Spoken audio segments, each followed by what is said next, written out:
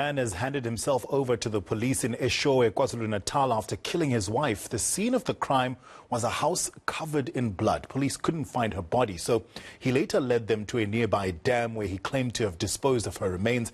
But upon arrival, her body was nowhere to be found. For the latest on this case, let's cross to our reporter, Dason Tatia. Dason, this is a sad, sad story. Another case of violence against women in our country, and it's shocking. Any new leads as to where the body might be?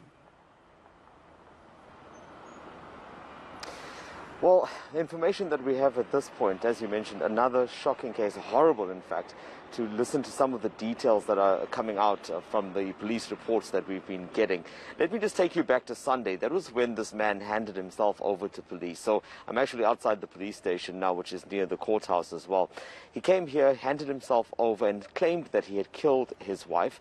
As you mentioned, when police went to the house, it was full of blood, and they found a knife on that scene, a knife which was allegedly used to kill the woman. But unfortunately, up until this point, there is no sign of her body, of her remains, and even though he had initially complied and taken police to the scene where he claimed he dumped the body, up to now that hasn't been found, and at this point he's now not being that cooperative, and as a result of that, that's why that search came to an abrupt end. So what we are waiting for now is for him to make his first appearance in court.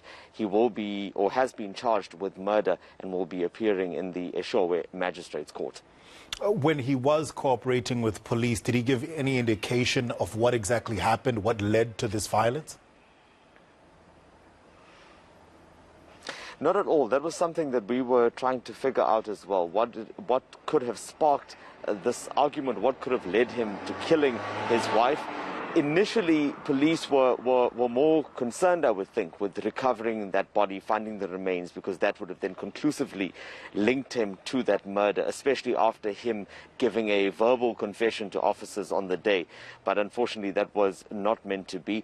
That will form part of what will come out in court, I believe, as to what led to that argument. Now, the area where this took place is in Tlangubo, which is about an hour away from here. It's a rural area, and this location where he had allegedly dumped the body is a dam, and that's not far from where he lives, which was where the crime scene was.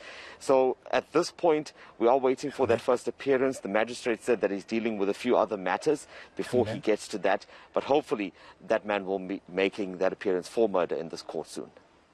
All right, Dason, we will catch up with you later after that first court appearance. We appreciate it. A gruesome, gruesome story. Thank you for covering for us. That was our reporter, Dason Tatia, with the latest on that case from KZN.